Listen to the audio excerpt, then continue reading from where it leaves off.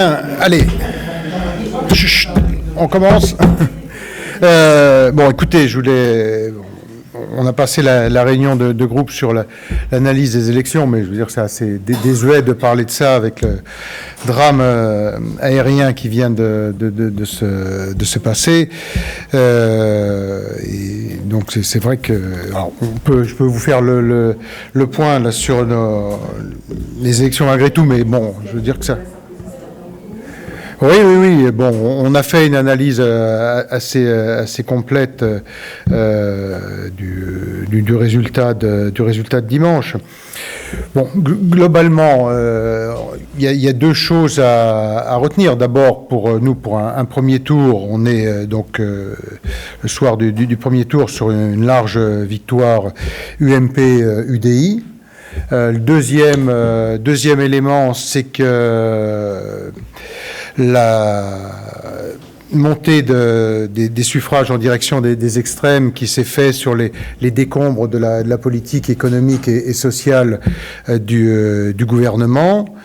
Et troisième élément, un Premier ministre qui, par son orgueil démesuré, a complètement hystérisé la campagne. Et on a bien vu...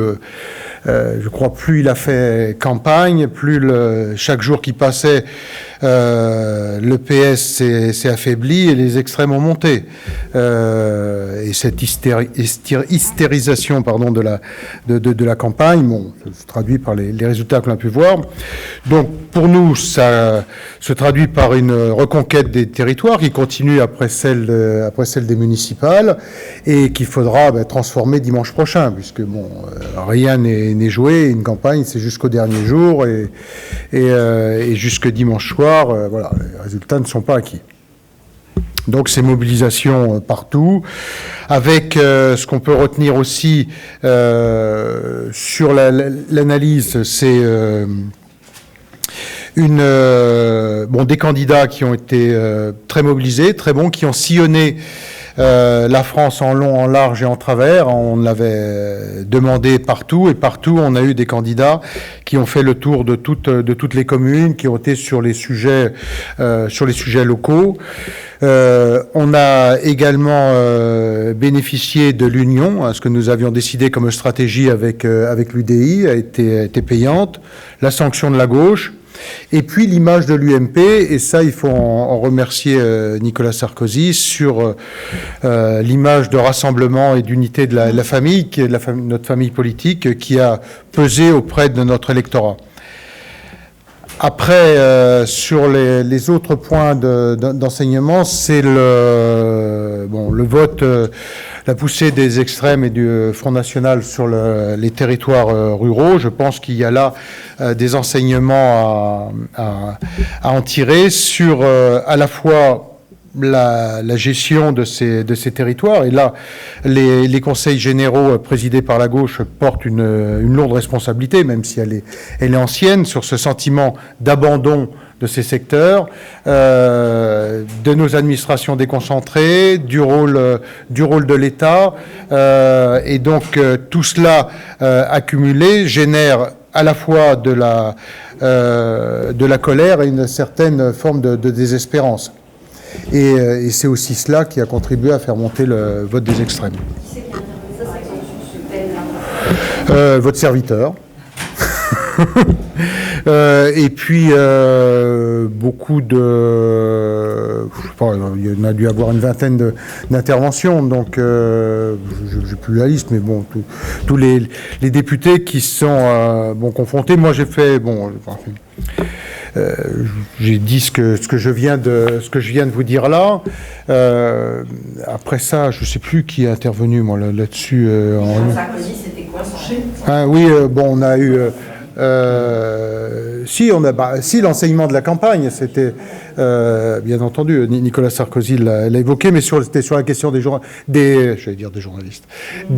députés que vous m'interrogiez. On a eu Bérangère Poletti qui est intervenu sur cette partie sur ces secteurs ruraux, Laurent Wauquiez, je ne l'ai plus tous en tête, mais bon. Est-ce que vous avez parlé du troisième tour ? Non, pas particulièrement. Bon, le troisième tour, c'est le résultat mécanique de ce qui est des résultats de dimanche prochain. Hein.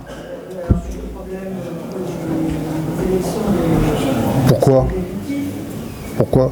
C'est une élection qui se fait à la majorité relative.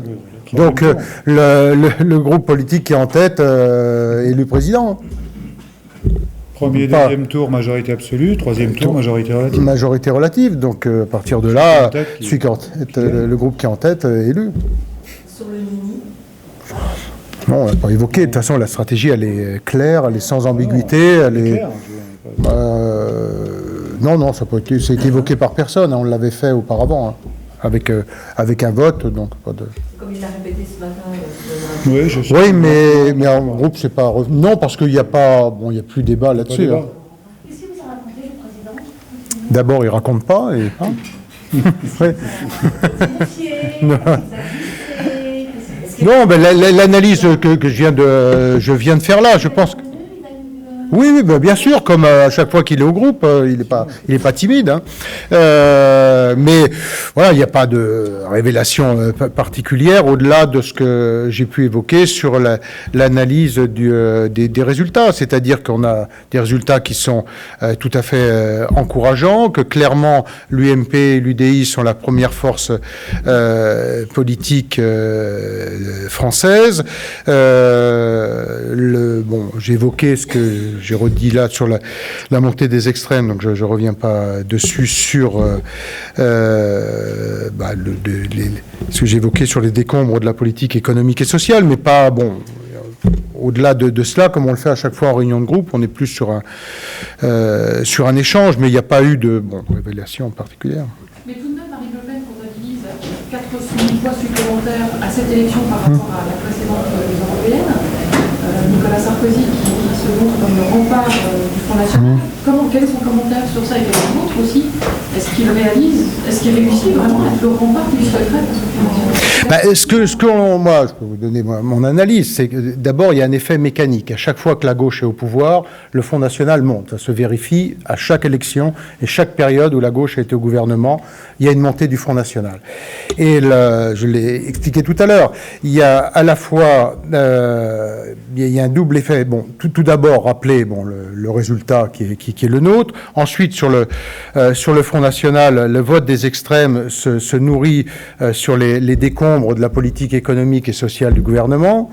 Et puis, effectivement, notamment sur les secteurs ruraux ou péri-ruraux et périurbains, en fait, c'est là qu'on a la montée la plus importante du vote extrême par un sentiment d'abandon. Et ce sentiment d'abandon, alors, il est, même si on ne peut pas le dater uniquement là-dessus, il y a une responsabilité importante des conseils généraux et notamment de ceux qui ont été gérés par la gauche sur l'abandon du monde rural. Moi, je le vois dans un département comme le mien, c'est-à-dire que toutes les politiques rurales ont été abandonnées sur les contrats de voirie parce que les accords avec les Verts faisaient qu'on n'investissait plus dans la voirie. Ce qu'on appelait les contrats ruraux qui permettaient d'avoir 80% de financement avec le département et la région sur les équipements dans le secteur rural, ce qui a permis de refaire beaucoup d'équipements publics, a été abandonné. Et tout ça génère ce sentiment d'abandon qui s'exprime dans de la colère. Et la colère, bien souvent, favorise le vote des extrêmes. C'est indiscutable. Le moyen de les capter, c'est de répondre à ces difficultés par une politique départementale sur les équipements. Nous, c'est ce sur quoi on est engagé. Moi, si je prends un exemple, mais il n'est pas le seul, hein, mais l'exemple de la Seine-et-Marne, on a un président de conseil général qui a juste 45 membres de cabinet, qui en 5 ans a augmenté de 20% les emplois publics, qui a diminué de 20% la politique d'investissement et qui a fait exploser de 25% le coût de fonctionnement. Et donc tout le projet départemental que l'on a mené a consisté justement à porter un projet alternatif ça compte, mais ce qui compte, c'est aussi, il y a aussi une part nationale que j'ai évoquée tout à l'heure, et donc le fait que nous avons eu des listes d'union avec l'UDI, qu'il y a eu très peu, il y en a eu, mais enfin très peu de dissidence, que nous avons donné une image de l'UMP d'une famille unie et rassemblée. Ça a compté, nos électeurs nous en ont parlé à chaque réunion publique, donc c'est tout cela. Mais... C'est-à-dire que vous êtes un peu déçu des résultats que le département a enregistrés, parce que c'est là où, en région francilienne, c'est là où il y a le plus de votes faits, il semble. Oui, mais c'est là où nous allons gagner le département. Donc, écoutez, le Conseil général qui est à gauche, aujourd'hui, au mieux, la gauche va garder 5 cantons. Donc, je pense que ce sera plutôt une belle victoire pour l'UMP et l'UDI. Cette forte augmentation... Oui, parce que le résultat, on sait déjà aujourd'hui que, alors à moins de je ne sais pas quel cataclysme, mais en aucun cas la présidence du Conseil général peut nous échapper. Est-ce que cette attitude du Nini peut pas être nuisible à plus ou moins long terme? Alors je crois que c'est précisément le contraire. C'est-à-dire c'est d'afficher clairement les choses. Nous avons 2 adversaires qu'on ne confond pas. Le PS, ça n'est pas le Front National, mais simplement ce sont 2 adversaires politiques. Et donc on combat nos 2 adversaires politiques. Il n'y a pas d'ambiguïté, c'est une position qui est tranchée, qui a été votée, qui est arrêtée, et donc pour laquelle il n'y a plus de débat chez nous. En Seine-et-Marne, dans les binômes avec l'UDI, est-ce qu'il y avait des modems? Non, il n'y a pas de modem en Seine-et-Marne. Non. Il faut toujours fixation contre les modems. Non, il n'y a pas de fixation, il n'y en a pas. Donc on n'a pas de fixation. On ne va pas les inventer. Hein. Oui. C'est à la fin du Messieurs. système Guérini Oui. à Marseille. Oui. Ça y est, c'est fini. Enfin, à Marseille, Allez. dans les Bouches-du-Rhône. Là, oui. Oui, oui. Parce qu'ils sont Oui, plus oui. Bouches-du-Rhône que Marseillais. Oui. A priori, oui, bien sûr. Attention. Oui, oui. Il va être élu dans son canton, vraisemblablement, puisqu'il est tout seul contre le Front National, mais il ne sera plus président du département, c'est clair. C'est la fin d'une époque. Hein. Je rappelle quand même que ce département est à gauche depuis la guerre, depuis 1945.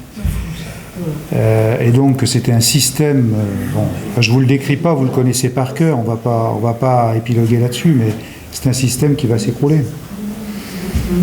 Le PS peut perdre combien de sièges dans les Bouches-du-Rhône? La difficulté, c'est pour ça que c'est difficile, c'est qu'il y a un mixte, un mélange des genres entre d'un côté Force 13, qui est le nouveau parti de Guérini, et le PS officiel. C'est Je t'aime, moi non plus. Donc dans certains cantons, ils ont fait des binômes, ils ont quand même échoué. Dans d'autres, ils sont partis chacun sous leur couleur.